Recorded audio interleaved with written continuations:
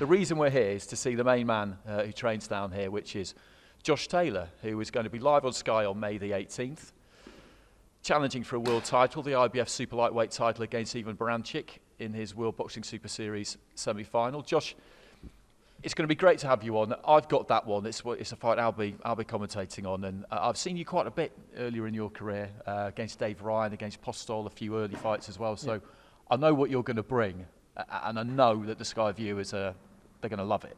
Yeah, all action from the first bell. Never hold anything back. I come to win and put in a performance, you know. So I'm looking forward to it. Baranchyk won that vacant title against Anthony Yigit. All the titles became vacant, of course, when Terence Crawford moved up. How much do you know about him? Because I was looking through his amateur record, and you were on the international amateur circuit at the same weight, at the same time, and you both went to the same Europeans and Worlds in 2011.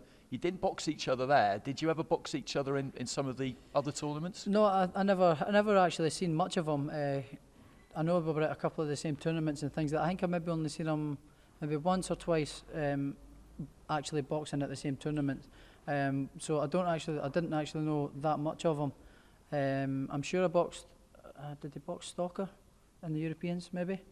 In Turkey maybe, I'm not too sure. But yeah, I didn't see an awful lot of him. But I've seen him quite a bit of him as a professional. He's very strong. You know, comes forward, wide, wild hooks and uppercuts. You know, he looks very strong and very aggressive, and he likes to get on your chest. But I believe that I've got the tools to not let him do that, and keep him at bay and obviously hurt him, and I think I can get him out there as well. This is what the Super Series was all about. This was the point of going into it. The other semi-final, by the way, is on Sky this weekend, early hours of Sunday morning. Regis Prograis against WBA champion Kirill Relik. Because I remember going to the Postol fight last summer, and that kind of cemented you as WBC #1. Prograis was around too, though. I think he had an interim title, and Ramirez was the champ, and it looked like you get a shot. But with this, once you knew Baranchyk and Relik had come into it, you knew that if you win this, you'll be unified champion. And that's, as fighters, that's what you want, isn't it? That pathway. Yeah, that's what you dream of. You know, that is my long-term goal, is to become world champion and become undisputed world champion. You know, so doing it in this tournament, the concept of it, you know, 3 fights, 2 belts, and you become unified world champion in 3 fights. So that's great. So in the normal run of things in boxing, that can take years to do. You know. In terms of different fighters being with different promoters and platforms, the fights can take a bit of time to get made, and sometimes, and more often than not, they don't get made. So it's great that I'm getting 2 belts in 3 fights, so I couldn't ask for any better, really. So yeah, I'm really excited about it. In terms of the pro career, the amateur career was successful. You finished with that gold medal in Glasgow at the Commonwealth Games. Interestingly, didn't turn over after London, and an end of Olympic cycle is often a turning over point for a lot of professionals. You went to all the major tournaments. You kicked on as a pro really, really quick. I remember covering a couple of your early fights, and it was obvious the opponents didn't quite know how good you were, and when they felt the punches, they couldn't get out of there fast enough. So they needed to move you fast. Dave Ryan, that was a big fight for you, because Dave Ryan's a good fighter, solid fighter, and you took care of him. Then a really big domestic clash with O'Hara Davis. Lots of chat around it. People were thinking it would be 50-50, and it was nothing of the kind in the end. And then Postol was another big step up again. I mean, it's been paced really well. Yeah, it has been paced really well. It's been quite aggressive in terms of matchmaking and stepping up the level. You know. I said when I first turned pro that I don't want to be hanging around wasting a bit of time just fighting journeymen for 10, 15 fights. I turned over at 25 years old, so I wanted to sort of get a couple of good fights experience and step up the level in opposition steadily and quickly. But I believe I've done it even quicker than I anticipated. You know, it's my 15th fight and I'm fighting for a world title, so I'm over the moon. But I believe in my ability, and I believe that I've got the skills to do it, and I 100% believe I'm going to win this fight. It's interesting keeping track of who does what when they come off that GB squad, because Anthony Joshua's won a world title, of course, and we know all about him. Luke Campbell, your former teammate, now gym mate, he's on the cusp of it, hopefully. Charlie Edwards has done it. He didn't make it to London for the Olympics, but he's won a world title recently, and I chatted to him a lot before he did that at Christmas, and he was talking about everything building to this one moment, everything gearing to this one moment, his whole life in boxing being about this, and how totally confident he was that he would kind of fulfill his destiny that night. Is that how it feels for you? Yeah, I mean, I always believed, once I started getting into boxing properly, I always believed that I could do well and believed that I wanted to become world champion. But when I turned pro, I really, really believed that I could become world champion, just because of the experience I had travelling the world as an amateur, seeing all these different styles and ways of boxing and fighting and doing well with everybody. Never ever have I been outclassed, or never ever have I been, really out my depth in anywhere I've been. So I really believe in my ability, and I've trained since I was 15, 16-year-old to this moment, for this moment in time, to become world champion. So I'm going to make sure that I grab this opportunity with both hands and become world champion. Make my dream become a reality. Just tell us a bit about life down here. This is your home away from home. You've been with Shane since you turned over. I remember going to the old premises, which are not that far away actually, and that was a nice gym. But this is a really nice gym. And what's the drill? You have a flat around the corner? Yeah, I've got a flat. I'm a Londoner now.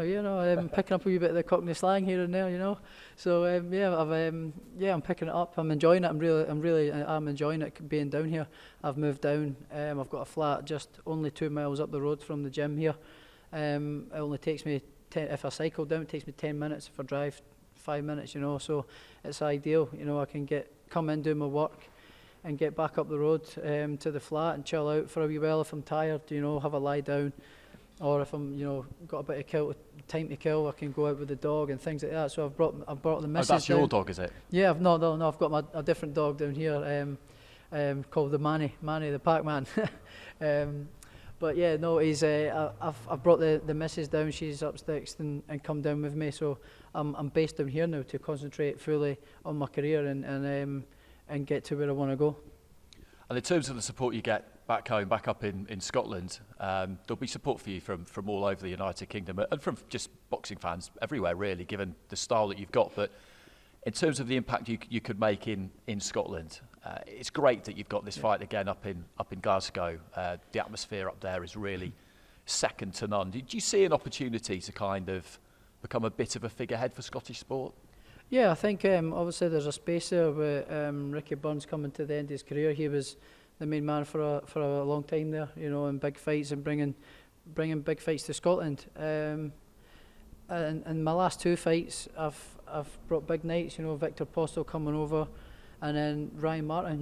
With big names on the card as well. Nonito Donaire was boxing Ryan Burnett for a world title in the last one as well. So there's been big names and big nights in Scotland recently. So I look forward to giving the Scottish fans or Scottish and the British fans, big nights in Scotland, and bringing big time boxing in Scotland and keeping it there for a long time, hopefully. Well, looking forward to it tremendously, as I said. Commentating on that fight, I think it's going to be a really, really good fight. I've just got one more question for you before we go, and I'm slightly hesitant about this because this is given to me by a Scottish mate of mine. Mm. He's a bit mischievous. He wouldn't explain it. And when I Googled it, that didn't really help me much either. So if this turns out to be some kind of obscure Scottish insult, then hold back, resist the temptation to launch me off the balcony. But he said I should ask you this. I've no idea what it means. Top pans or bottom pans?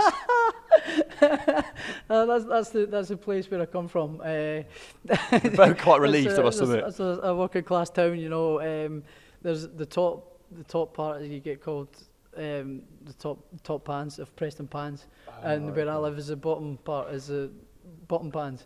But it's quite funny. It doesn't actually go up and down. It works from side to side. So it's quite weird when people come. They don't know where the top is and the bottom is, and there's a wee bit of rivalry between there. like obviously fighting with each other and things like that when we're on nights out and things like that. But we all stick together if we do all go out elsewhere. The Pans, the almighty Pans. Okay, well he's done well for me there, because that was actually turned out to be quite interesting. Who was that? It's just a friend of mine. It's just a friend of mine, and yeah, like I say, he's not above trying to get you into a bit of trouble every now and again. So yeah, well, I'm definitely the bottom end, as I say. I'm the bottom end, the sunny side. Great. Well, thanks very much for talking to us, Josh. Can't wait for that fight on May the 18th. As I said, the other semi-finals in the early hours of Sunday morning between Regis Prograis and Kirill Relik. It's a terrific tournament. The World Boxing Super Series was last season. It's continuing to be this season. Tremendous to have it on Sky. And yeah, thanks for having us down. We'll see you soon. Yeah, great. Thanks. See you soon. Cheers. Sky Sports. Feel it all.